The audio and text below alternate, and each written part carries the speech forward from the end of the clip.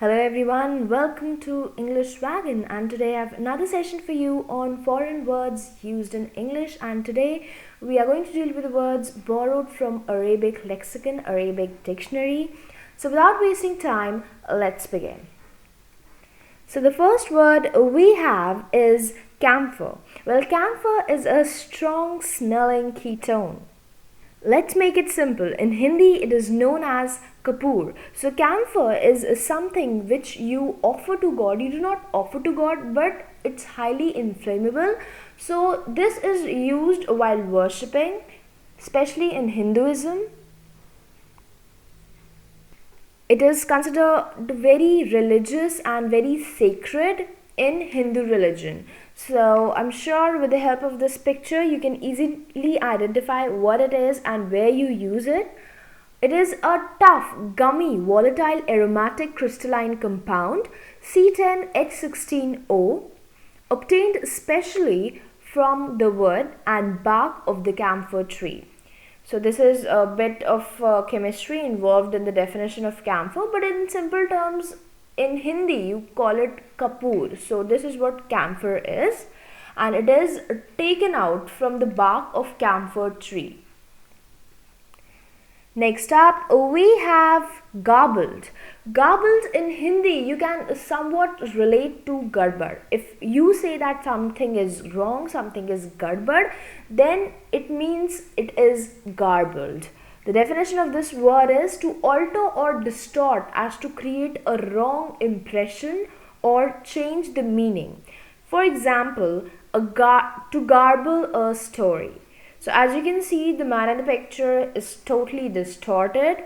So this is how you can relate the word garble. Garble means to mix up, to alter and distort as to create a wrong impression, usually used for deceiving people. Next up, we have sequin. Well, before telling you the meaning, I want to show you this picture.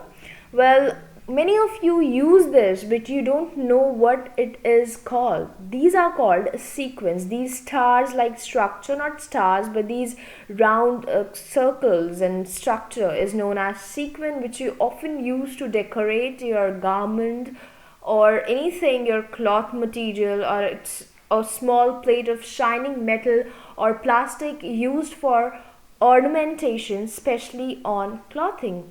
So it makes your cloth or whatever you use it in, it makes it more shiny. So these are shiny plates called as sequins, a small ornamental stars kind of structure to be stitched on clothes. So you stitch it on your clothes and it gives it another look. It makes it more shiny and party wear.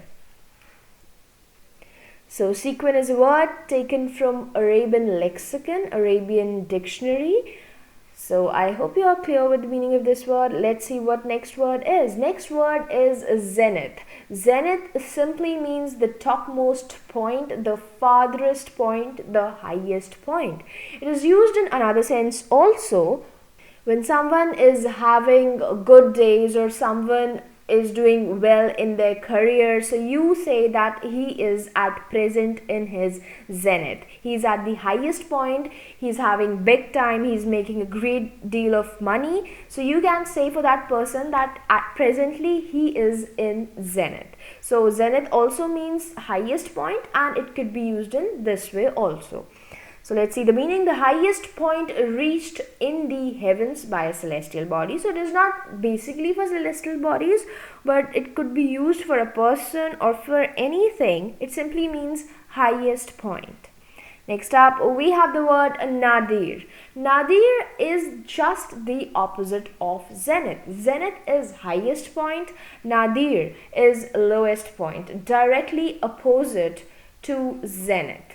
So you can see in the picture, zenith is the highest point and nadir is the lowest point of that person where he is standing. So you can simply remember that if zenith means highest point, nadir means lowest point, and both these words are taken or borrowed from Arabic lexicon. So this is the best way of remembering words, like you just learn their opposites so you can learn 2 words at a time. We'll get to learn 2 words at a time, and this comes in handy during examination because it really becomes helpful for you and you can recall it during the time of examination. So try to learn it and simplify your learning in this manner. Next up, we have a cipher. Let's see what is the meaning of cipher.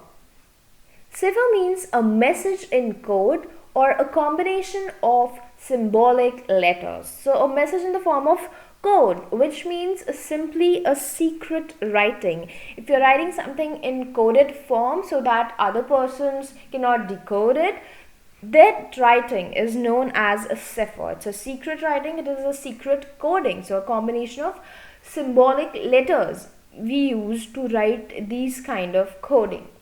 So this is what a cipher means. Cipher means coding, decipher means decoding. So the opposite of cipher is a decipher, D-E-C-I-P-H-E-R. So again you got to learn 2 words at a time. The opposite of cipher is decipher, and both these words are Arabic. Next up, we have giraffe. What is giraffe now? So for giraffe, again taken from Arabic lexicon, which means an open-topped glass flask used for serving wine or water in a restaurant. So you must have seen all these jars, open-topped glass flask, but you might not be knowing the real meaning, what they are called, what we call them. So we call them carafe. They are similar to decanter, but still they are two different things. These particular shapes or these particular jars of these shapes are known as carafes. But decanter is something different, which is not an Arabic word, so I have not included it in this lesson. But you can Google it or you can search it if you think it is necessary. So this is carafe, which is a open-topped glass flask used for serving wine or water. Next up, we have a ream.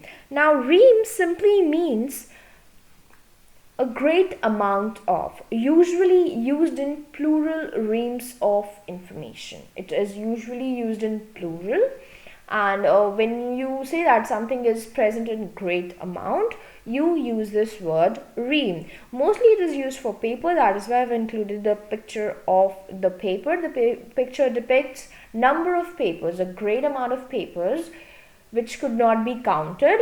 Similarly, information cannot be counted. That is why we have used reams of information. So a great number or a great amount. It could be used in both the senses.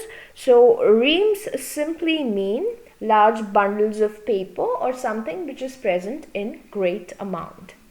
Next up, we have cotton. So everybody is familiar with this word, but I'm sure you must not be knowing that it is an Arabic word derived from Arabic lexicon. So cotton is again an Arabic word, and this is the picture of cotton. I don't think you need any explanation regarding this because we use cotton so much. We eat cotton candies, we use cotton in your wounds, and we use cotton almost everywhere. It's very important. So I don't think you have cotton cloth, so it needs no introduction simply. So cotton is again an Arabic word. Next up, we have monsoon. Monsoon means when we have rains, when we have heavy rainfall, that particular season is known as monsoon. Again, monsoon is an Arabic word. I don't think you need any explanation or detailed information about it. So that's all from my side. These were all the words derived from Arabic lexicon, and I hope you are clear with the meaning of all these words. I hope you enjoy the session. If you really think this video was helpful, please give us a like, subscribe to my channel English Wagon. Thank you so much.